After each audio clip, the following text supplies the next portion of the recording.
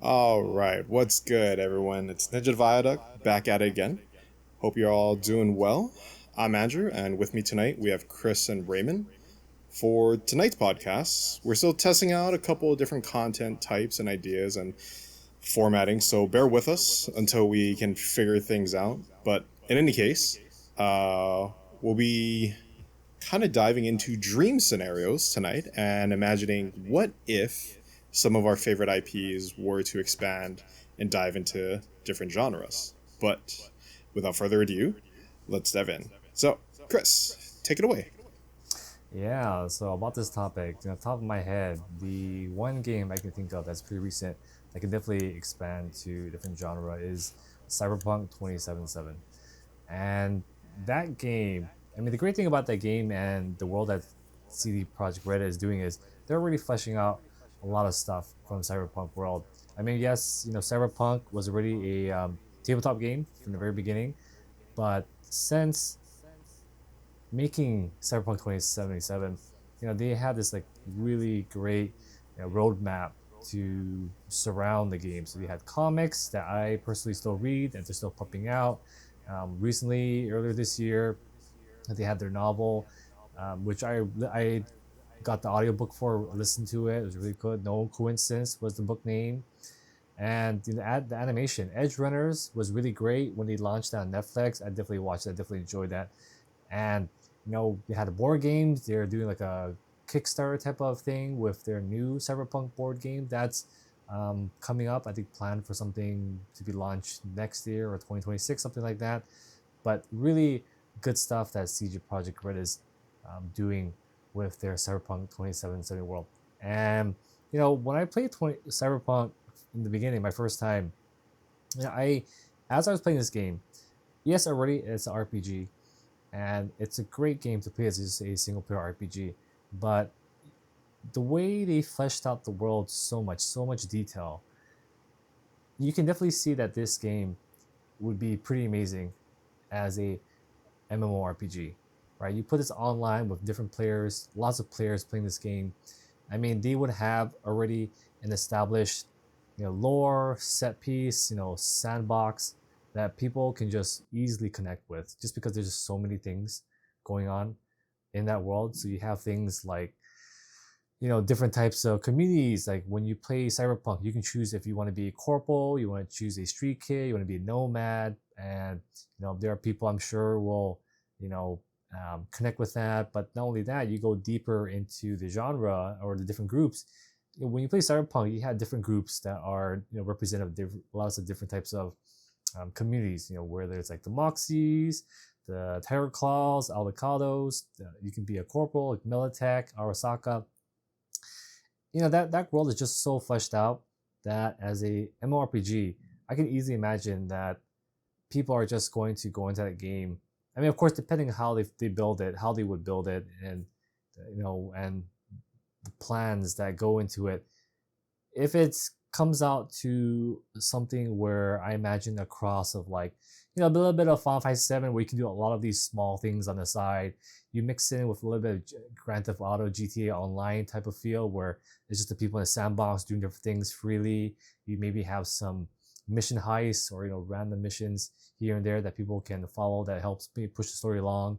And then you have the developer CG Projekt Red kind of following something in the lines of Helldivers, right? Helldivers 2, especially right now, there's they're constantly interacting with the community, making small changes to the game that help add to the story, add to the lore that's happening in the world in real time. So, if they can do that, that's pretty amazing. And to I mean, to make that game, I can already see it being a pretty extensive endeavor to do. I mean, just not only just the the the amount of performance, the graphical performance that would have to be done just to kind of maintain that same graphical fidelity and immersion when you're playing a cyberpunk game. Um, but to have all these things happening in the world would be pretty amazing. And another thought that just came out of my head is if they can make something in cyberpunk, this hypothetical cyberpunk MMORPG where it's a bit like Eve Online, right? Where you have people really contributing towards like the economy. You have like a bit of a society aspect to the game. I mean, I can imagine a lot of people really digging this game and really making this cyberpunk MMORPG a legit live world on its own. Um, and that's a game I would definitely play. That's a game I think I'm quite confident a lot of people would play, would be into. I'm probably not the only one that stopped this. I'm sure many people have thought, man, if Cyberpunk was a online RPG that we could play, I could choose my characters. I mean, there's so many things about this cyberpunk world that's already fleshed out already that people already relate with. Like you have the language, you have the words like choom, gonk, and so forth. I mean, it's just so fleshed out that it wouldn't be as if people are become unfamiliar. Like they probably, anyone who has played cyberpunk right now probably associates themselves with a certain group that they they imagine themselves to be, right? And a lot of people who play Cyberpunk 2077 are pretty have really strong feelings about that game being a really great game. So definitely something I would be immersed in for myself. Just something that I would look forward to. That I don't know how long it would take. It would probably be a very, very, very expensive game to make. I personally don't know what type of effort it would make, but probably very expensive. It'd be time consuming, and I don't know if we have the technology to make that kind of game. That I'm imagining it. Maybe it's possible, but I imagine that it's a game that probably people would probably have to have a decent gaming console or gaming rig to play at the low fidelity to keep that immersion for sure. So, but yeah, I mean that's something that I've definitely thought about a lot after playing Cyberpunk, and if they make that someday, I don't know.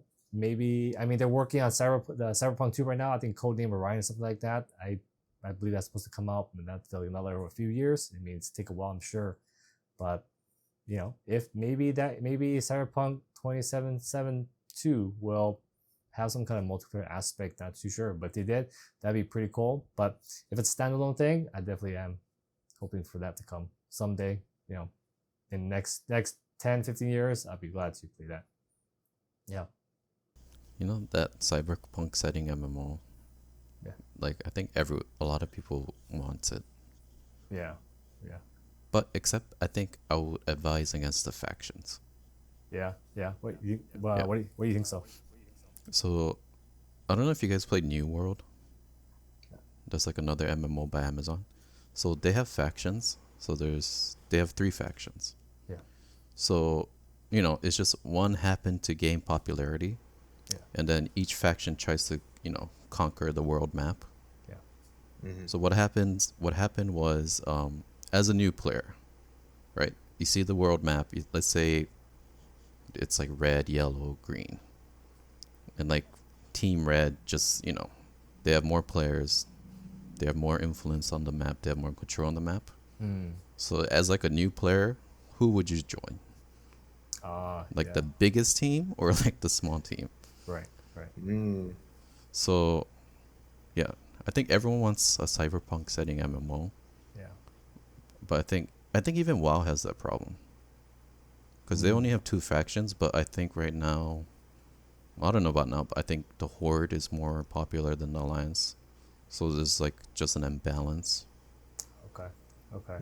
So I guess So like if you have like open world PvP, yeah, and if like I think, if you're like 5-1 against another faction, yeah, even if you're skilled, you're just you just die outnumbered.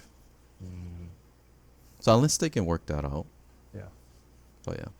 Oh, that makes sense. I mean, kind of gets back to what you always say things to me too. Like, having a concept is one thing, but make sure the gameplay is good and enjoyable for everyone is the core of it all, right? So yeah, that makes sense. I never thought about that, but it definitely, it definitely is something I didn't think about that should be that now that you say it, I can definitely see that being a problem. I mean, the psychology behind it, right? You have people just, yeah. I mean, and it could be just because of something like maybe one faction seems cooler than the other or whatever, right? Yeah. Or like you said, it could be like how if a new as new players come in, people just join in what's the biggest faction and so forth. So yeah, it would be an interesting problem to solve. I personally don't have an answer for that, but yeah, you bring up a good point. That's a really good point. Yeah, Yeah. Hopefully, someone can come up with something. yeah, I think factions would be pretty cool. yeah, yeah. Yeah. Not an MMO, but I think Pokemon Go kind of has a solution for this. Like I know when it first came out, you could choose your three different teams, right? Like the yellow, blue, red teams, and for whatever reason, like at least locally, I think a lot of people prefer the blue team. But at a certain point, when you're just overseeing all these gyms, there's no other team to like challenge you, and so you're not getting bonuses through that either. And so that's also sort of an incentive be to try to join the other teams and make things balanced, so that then gyms are actually like swapping out. You're getting these rewards overall, and I notice like depending on where you go, there does to be like a superior like team that has a majority. So when I was in Norway over the summer, they had a huge yellow team that was over there, which is crazy because I felt like I never hear anyone talk about the yellow team, but they were the majority out in Norway. And I think later on, I'm not sure when, I only started Pokemon Go recently, but they introduced something to allow you to change teams too. And I feel like that was part of the balancing act for them. So maybe these MMOs might be able to pick up something like that too.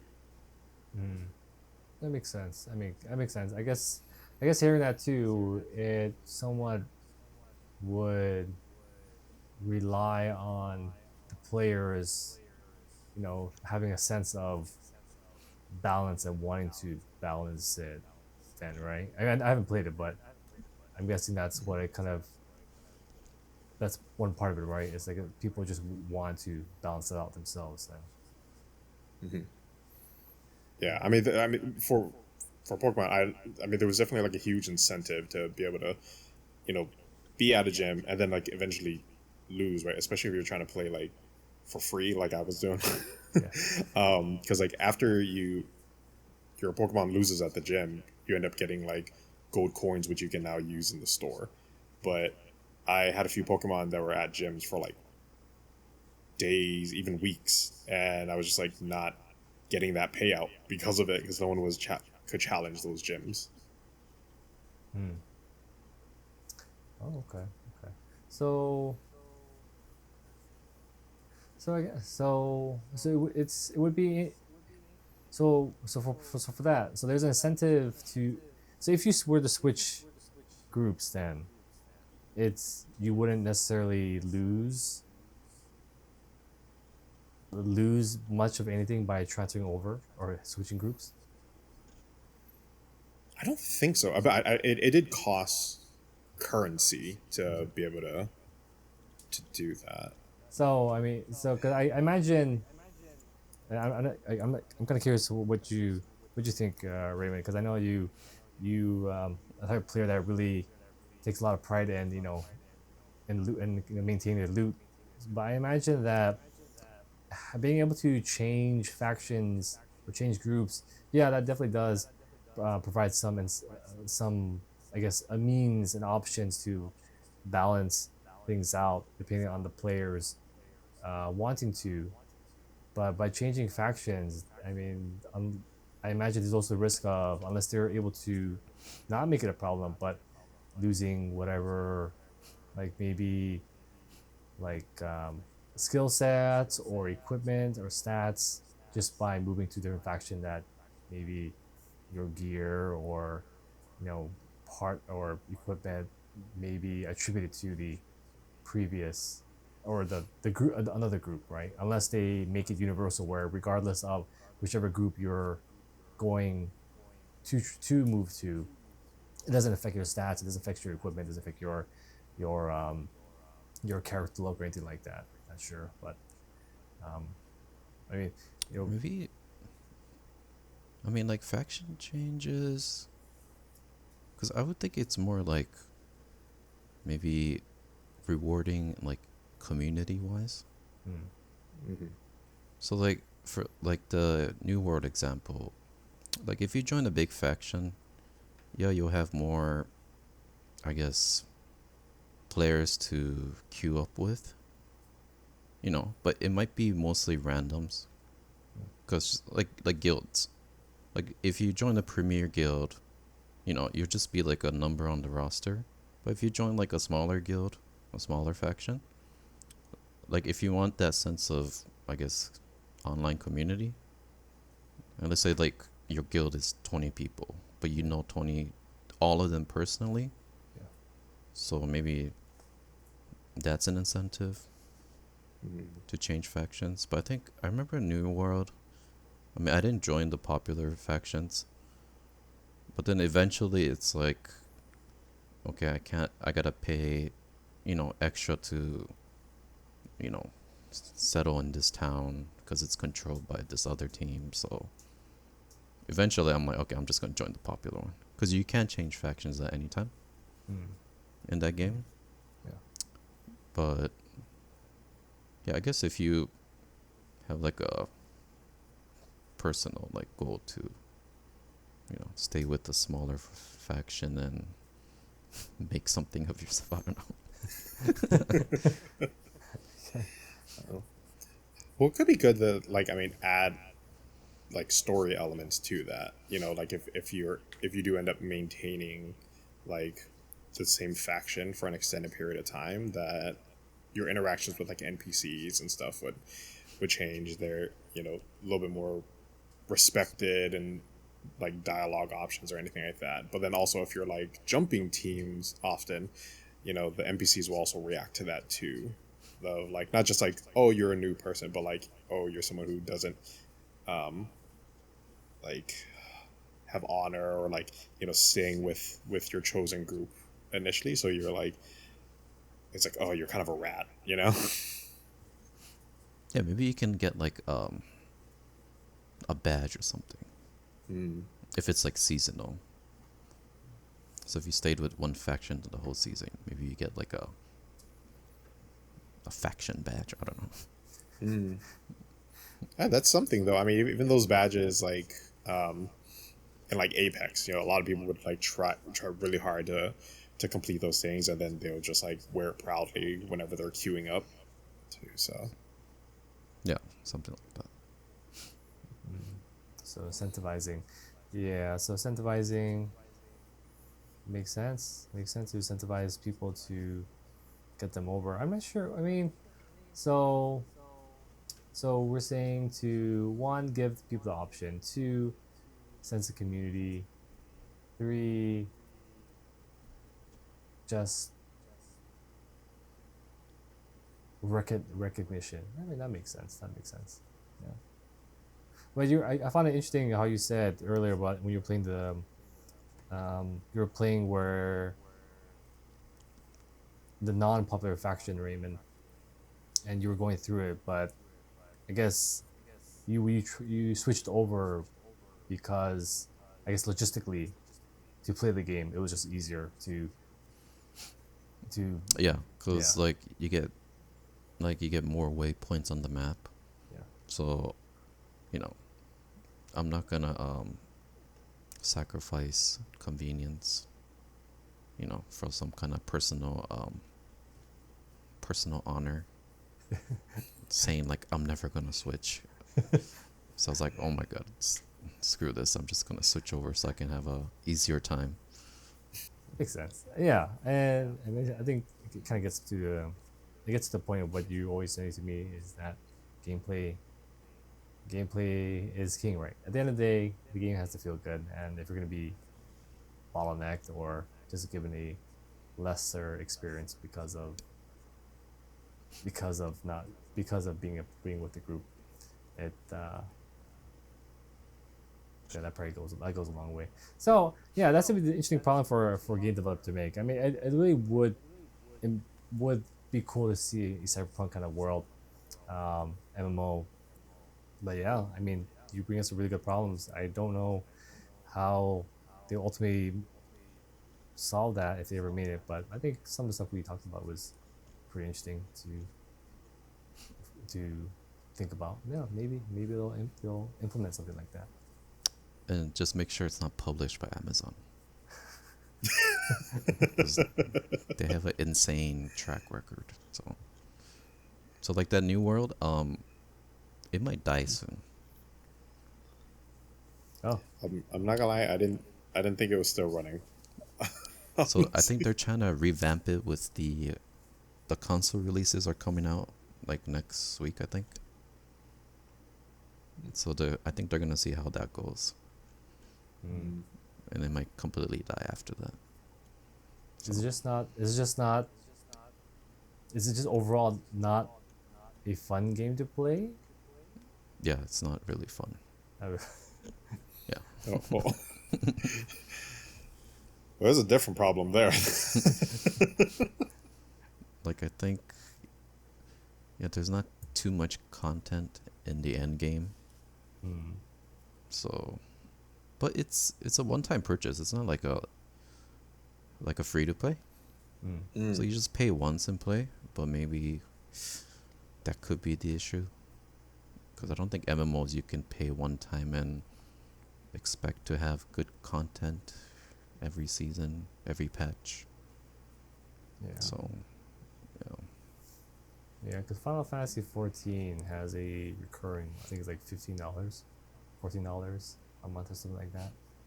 So, Yeah, and they use that money to yeah. deliver like good expansions. Mm-hmm. Yeah. Yeah, Old Republic 2, right? Oh yeah. Any final thoughts on your Cyberpunk MMO, Chris? Well, I mean, I just hope that they do make it. I imagine if something like that probably wouldn't come out until 10 years, or maybe definitely sometime after Cyberpunk 2 comes out, unless they somehow build some sort of multiplayer within Cyberpunk 2. Although I imagine probably not, just given how much attention to detail that game is probably gonna have.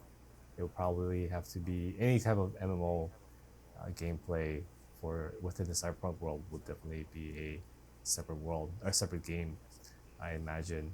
And realistically, is it gonna happen within the next 5 years? Probably not. 10 years, maybe, maybe. I wouldn't be surprised if CD Projekt Red has thought about it and maybe are somewhere brainstorming, just car parking the idea somewhere for another time. But yeah, if they made that, if they announced that, I'd be pretty excited for sure. As I'm sure many others would too. Would you be open for a Cyberpunk VR?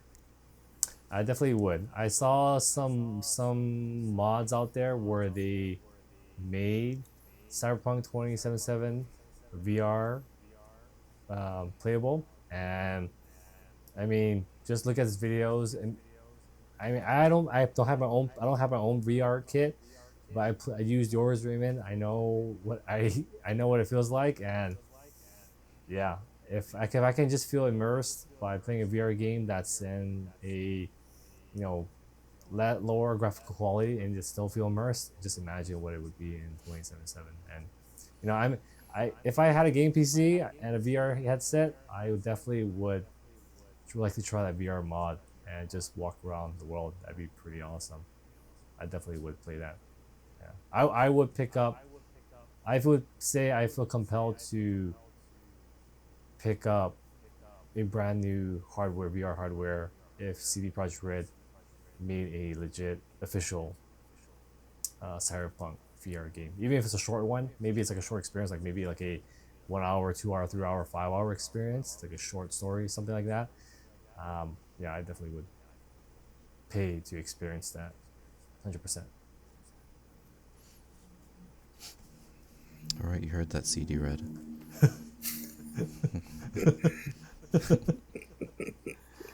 Hope you're listening. I definitely am not the only one thinking about it. I am absolutely sure there are others out there, not just me, that want as much cyberpunk world experience as they can get, whether it's comics, anime, the live action that they're planning, the music, comics. Just give us more, as fast as you can. All right. Well, Raymond, what about you? What IP would you try to expand into a different genre? Okay, I'll just fire off a few.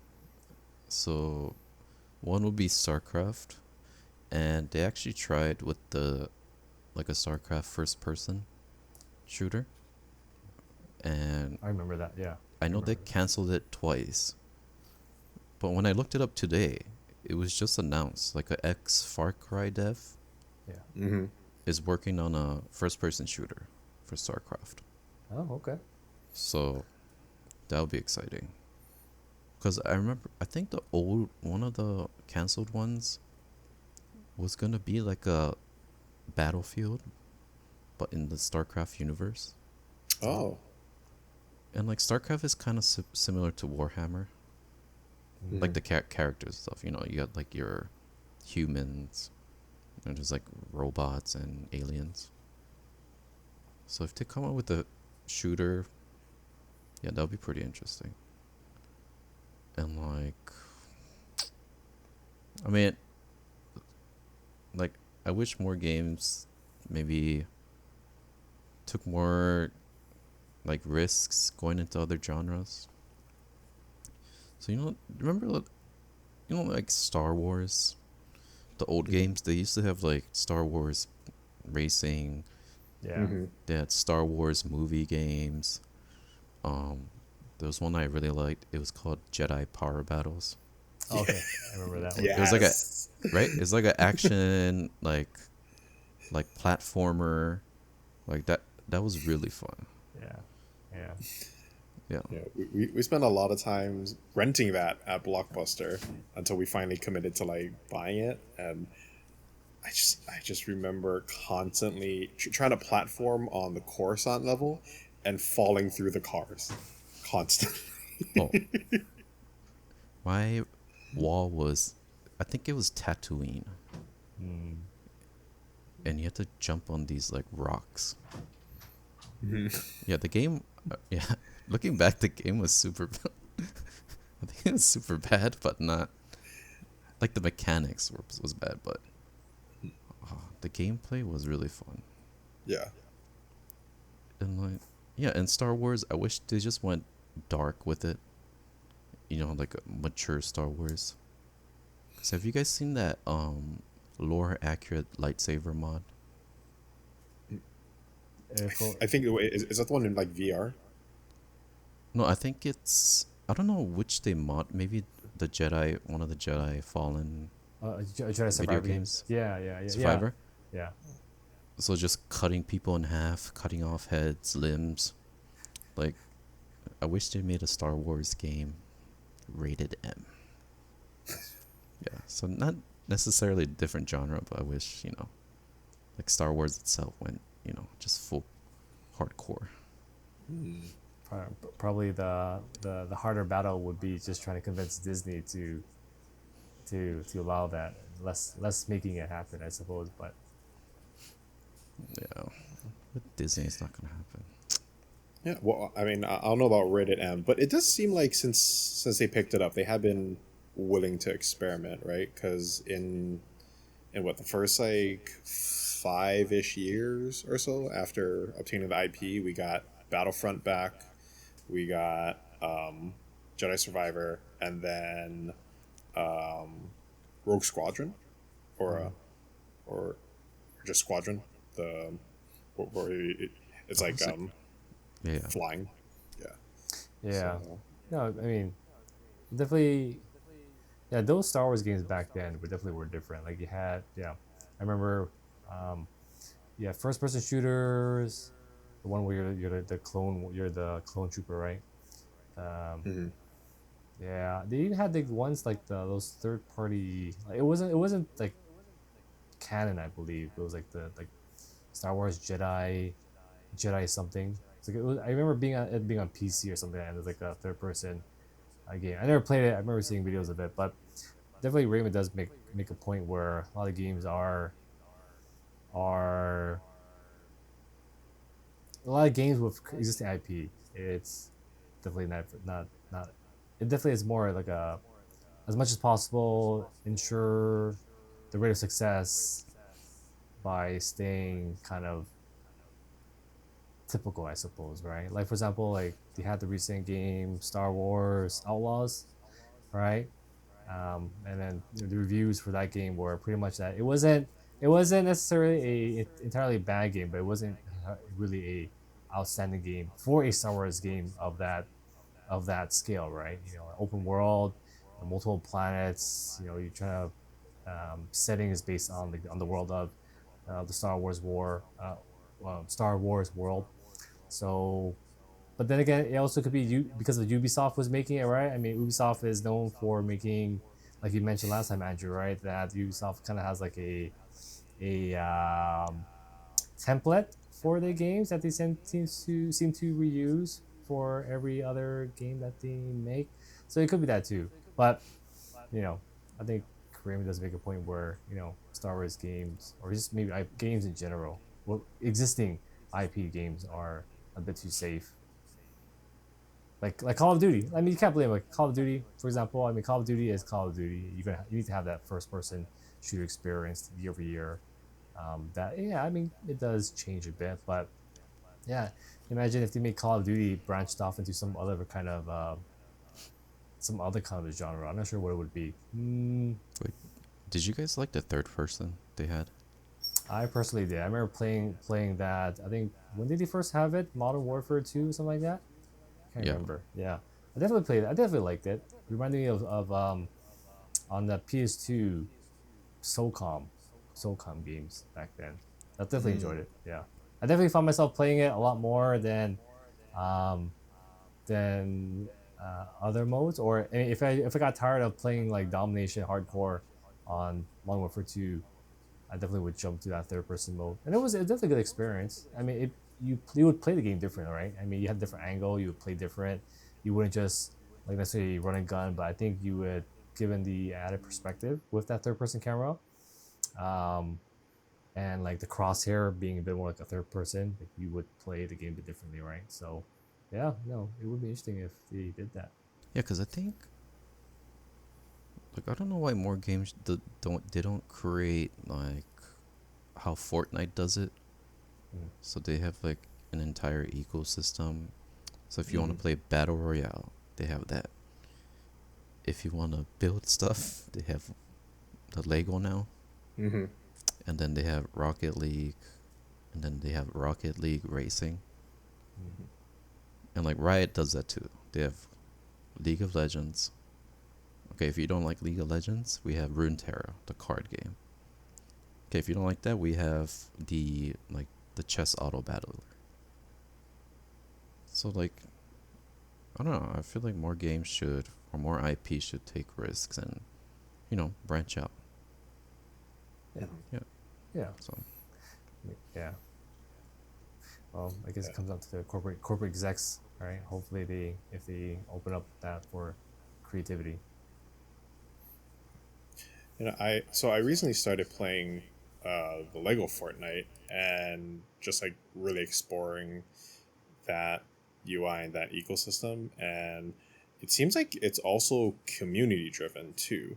Like they have mods developed by the community that people can play, and it seems like they also have like official Epic mods that they might be like testing things out. So there was one I was playing that was like provided by Epic, and it seemed almost uh like the early stages of an MMO. But like the actions and mechanics were still within Fortnite, so you would like swing a sword, but it'd be like the same mechanics if you were like swinging the pickaxe and stuff. So it seems like they're collecting like user data through that as well to see what to put in resources. And so I mean, like, I only hopped into the Lego Fortnite recently, but I wonder if they did that too earlier on to test out if something like Lego Fortnite could work, or the team racing could work as well. Oh yeah, I think I've seen that. So it's like filtered by like the most popular mods or Mm-hmm. something, right? Yeah. That's pretty smart. Yeah, and they even like recreated other games in there too. So like, um, it popped off maybe like a year ago or so, but that game like Only Up, where you just kind of like platform and you just keep climbing higher and higher. Yeah, someone recreated that, and so you can just play that in Fortnite. Um, they also have a Fall Guys mod, which they had like very similar character models. I don't know how that works, like legally, but Have you guys seen Roblox? I've heard of it. Oh, they have a lot of game modes. So for fun, I downloaded it and went to it. First, there's a Titanic mod where you're escaping the Titanic when it's sinking. And then like on YouTube, I just see they had a mod for the Olympics. So there was like a track mod. Yeah, and they have like horror genres. Like, you know, it's pretty creative what they do. Yeah, I never. I mean, I know the game by name, and I've seen a little bit about it. But essentially, it's a game where you can make a game, right? Kind of like that. Is that what it is? I think so. Yeah. And I thought it was a kids game, but the Titanic one, it's playing that violin as the ship sinks, Yeah. and then your first objective is to go to the part of the ship that's rising up as it's sinking, Yeah. and you see all these Roblox characters falling off. Like, you guys should try it. Like, I thought it was for kids, but I don't know. I didn't feel comfortable playing it.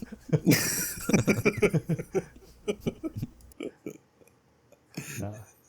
I mean, I guess that goes to show that, yeah, enabling creativity in players can make pretty good experiences. Yeah, no, that's a good point. I remember. I guess there's another game that reminds me of. That makes me think of. Since we're talking about Roblox, is I think it was called. I think it was a PlayStation 4 Dreams, something like that.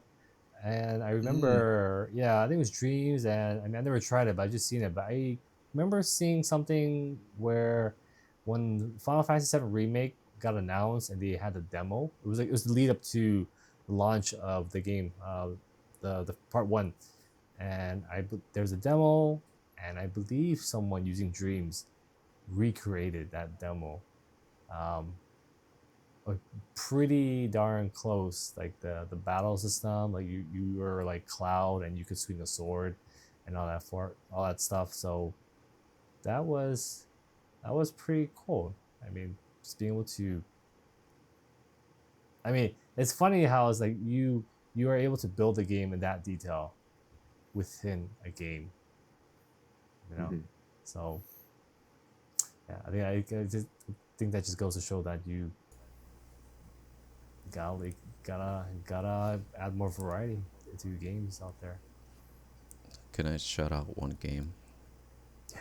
What do you got? Yeah. Final Fantasy Dissidia. Mm. Mm-hmm. I hope they make like some, like, I don't know what was wrong with the most recent one. The City of NT, yeah, yeah. I I played a little bit. I mean, but I bought that game when it was out already for quite a while, and I think by that time the player base wasn't much, so I didn't really have much much rounds to play online. But yeah, I agree with what you're saying. I mean, I think Decida would be interesting game to expand out. I mean, just for Final Fantasy in general. I mean, you have RPG. You know, they're doing creative stuff with Final Fantasy series. Like we have Final Fantasy 16 being a full blown action game. Final Fantasy 7 being kind of like a hybrid action for traditional RPG elements. And the Cydia, yeah, the Cydia was pretty good. I mean, playing on PSP was pretty fun. I mean, that was a really fun game. It was very different. Yeah, you had some RPG elements to it, but as a as a third person fighting game. That was great. Cydia NT on the PS4. Yeah, I couldn't comment as to like why it didn't do too well. Or maybe it did well in Japan, but maybe not so much here in the US. I'm not too sure. But yeah, yeah. I See wonder. if they can make a better one, like for a non Final Fantasy fan like me, where one, I do not care about the story. I will skip every single cutscene. I just want to fight and grab loot.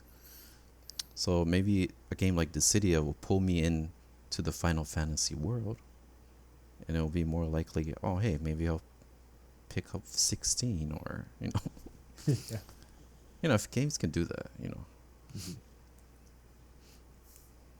Yeah, I think Square Enix, at least, to give them some credit, is I think they are at least trying to expand that franchise a bit. I mean, yeah, Final Fantasy 16 was a action game, although technically it wasn't the first action game they made. Cause well, I guess maybe it's the first time its mainline series was an action game, but they had Are you other. talking about Dirge?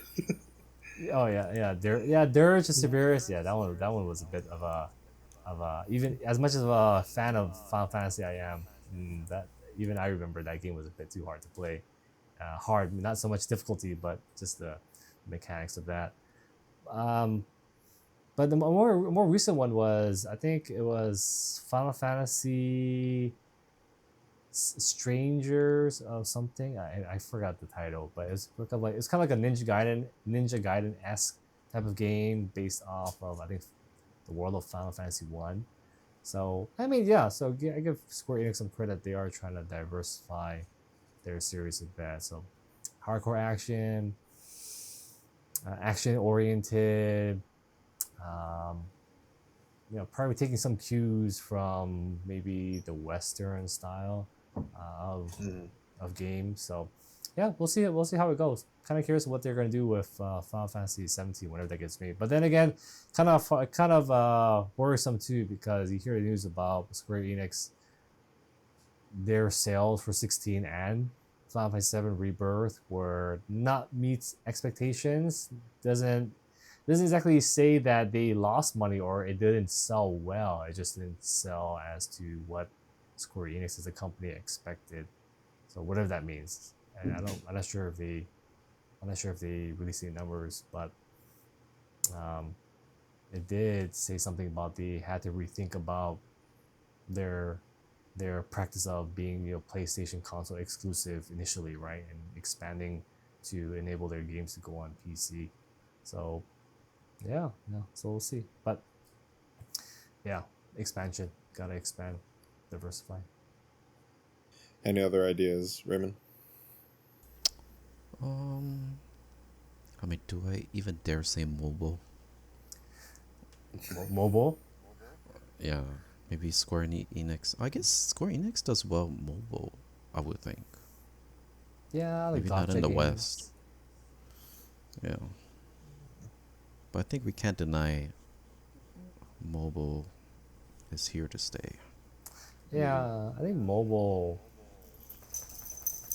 I personally don't enjoy mobile games. I mean, on my phone, I have an iPhone. I have a Apple Arcade subscription that's included with my Verizon plan, but I definitely don't enjoy mobile games, especially if it's a game.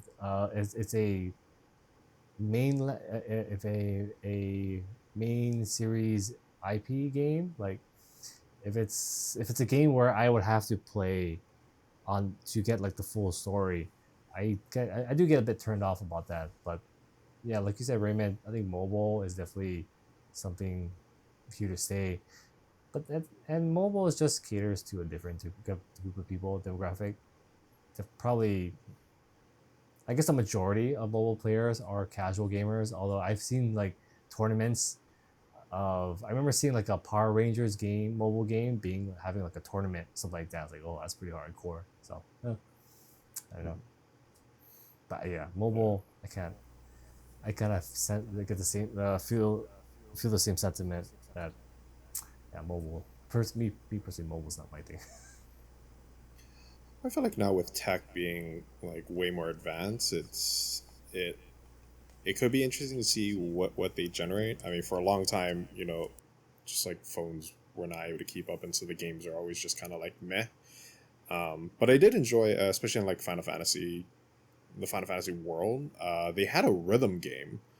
I think it is still active, but that was always fun to just like, just on a quick bus ride, play a single song and for this rhythm game, and then just like bounce and go about my day. I mean, I guess mobile is there for a purpose. I definitely see mobile games as a purely um, built for monetization purposes. Like I cannot see like as a game studio, I can't necessarily see it's the most not the ideal way for a game developer to like be very creative. Um, I yeah. think it's like I guess money talks in the end Mm. because I'm guessing you guys didn't play Diablo 4. Me personally, not Mm. Oh yeah. So I watched the before that cutscenes though, but they had a game called Diablo Immortal. So that's a mobile game. Mm. So I think that game at one point made Blizzard $1 million a day or something like that. yeah. Jeez. So I think that kind of influenced how Diablo 4 was developed. Cause like if you see like the in-game UI and stuff, it's very mobile-like,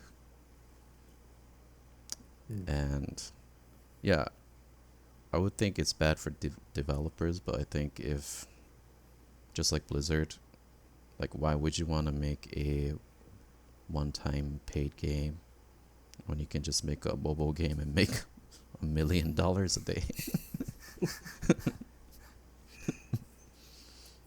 Well, I guess I I mean, it get takes the creativity out, but Mm. yeah. yeah.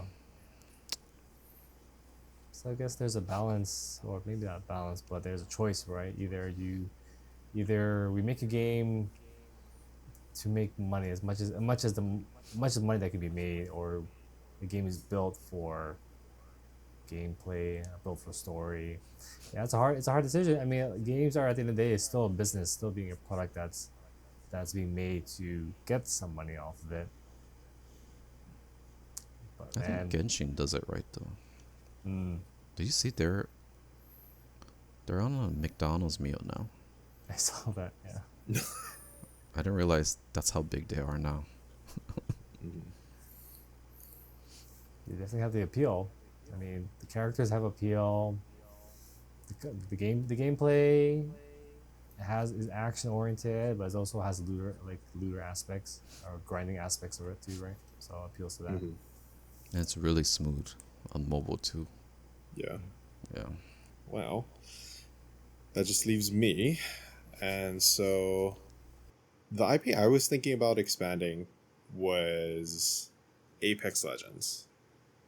And so like as much as I like that game, I just like the battle royale aspect of it just not really clicking with me anymore. But I do like the world that they built out. The story's pretty interesting when I'm able to keep up. It's kind of hectic to try to keep up every season about like what's going on. There's you get a lot of story by also playing and like hearing how different characters interact with each other.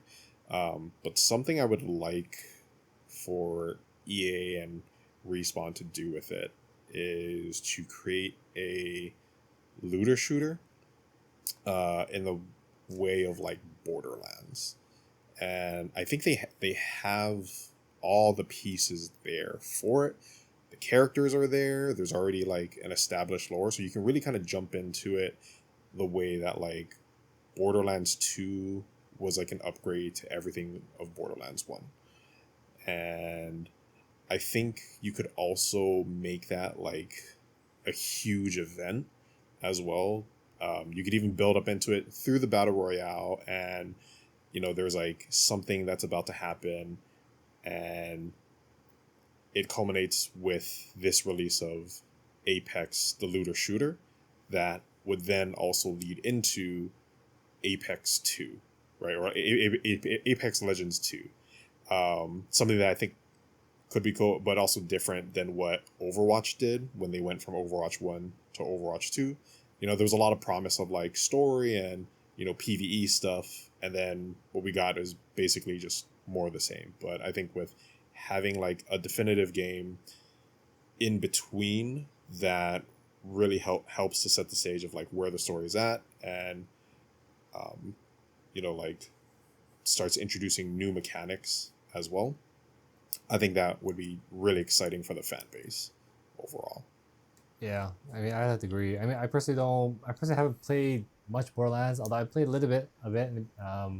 Borderlands 3 a little bit, but I agree that I think I definitely see Apex, given the established lore and the characters already being a looter, and it would definitely augment the story. I mean, a lot of the story for Apex, the mythology, a lot of it's fleshed out in like these like short comics they had within the game, the videos that they make that they post online on their YouTube channel, for example, that fleshes out backstory,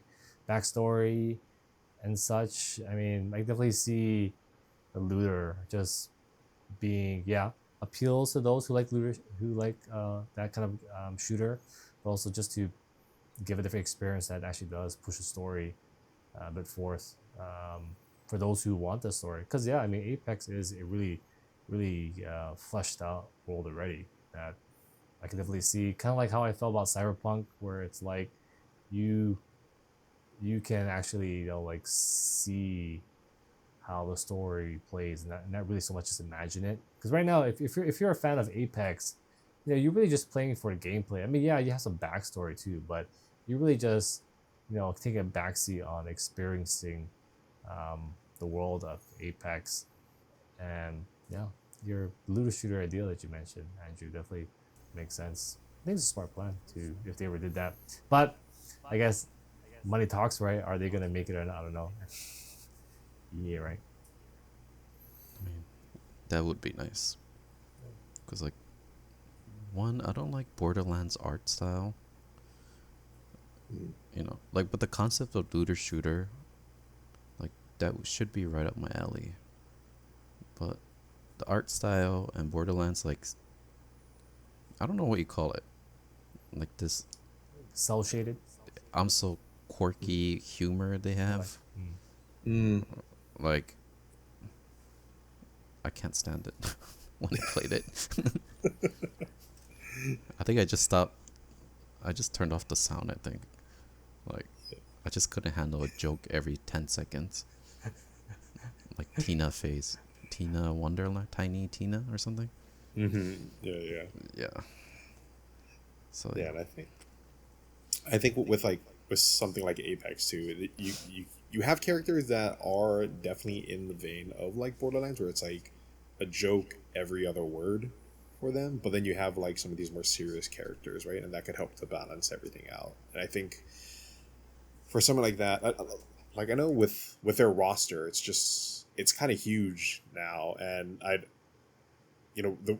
one of the reasons why I stopped playing is just because of constant balancing issues, and then having to play the meta, and it's like, well, I don't want to play meta. Like they just it feels completely different, and I like the character that I like, and I want to stick with them, and like I think this would be like a nice event space to also like kill off characters too, because in the lore you do have some like, I don't know, I guess what you would consider like villain characters of their heroes and such, and so this could be that moment. It's like, well, now you got to take them down,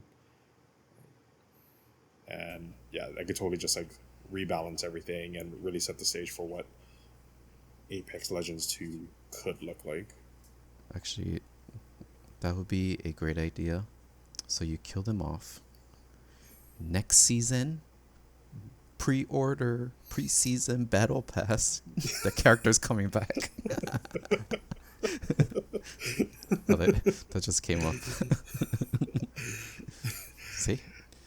Yeah, I wouldn't put it past them. Yeah, it'd be be interesting to see if they somehow made Apex like a new Apex game, maybe Apex 2 or like an Apex spinoff as like a non battle royale shooter as it is now, right? Imagine if it was like a I don't know. I have no vision as to like what it could look like or what it would be, but imagine you had characters, those characters maybe they had specialties, stuff like that, um, but in a more traditional first person shooter type of style or like a third person shooter. Imagine that, right? That'd be interesting. I imagine.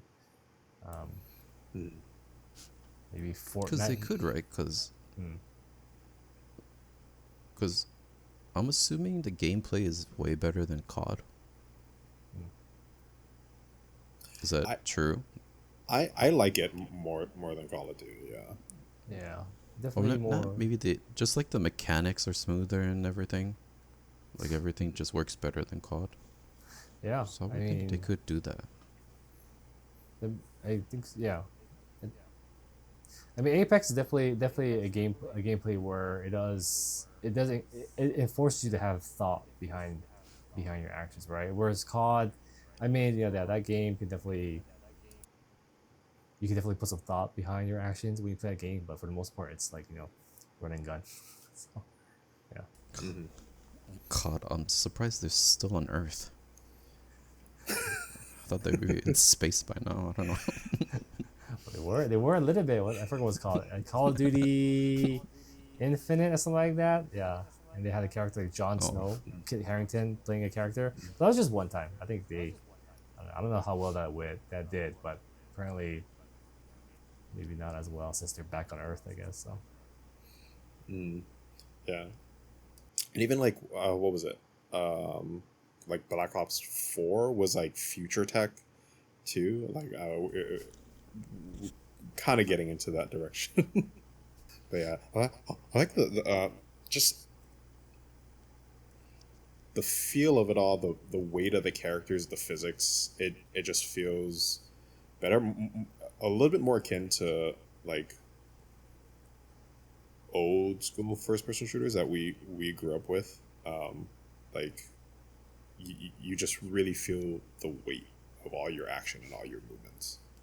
yeah, it's definitely a game where you gotta pay attention to those kind of things. And yeah, I mean, if they and here's the thing, Apex is made by Respawn, who made Titanfall, right? Because Titanfall, Apex are in the same world. Titanfall, if you play the multiplayer in that game, and there are still players that play it, but Titanfall is like really slick, really smooth movement.